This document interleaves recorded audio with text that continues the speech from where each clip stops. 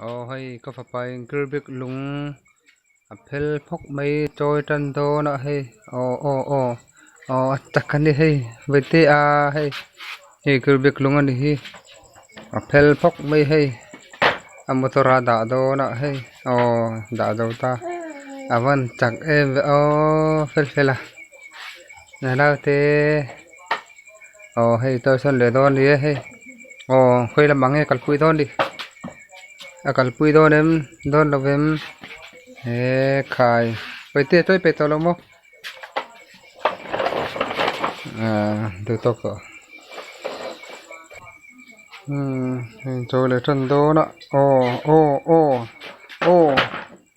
văn chắc em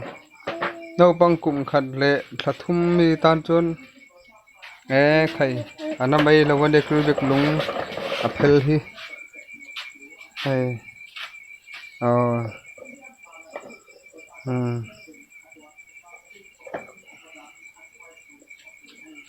vâng chắc em phải hay lùng anh đi lùng hay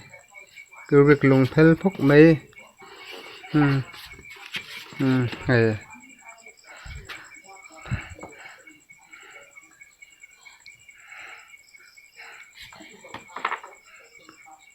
cần tu tục bài ôm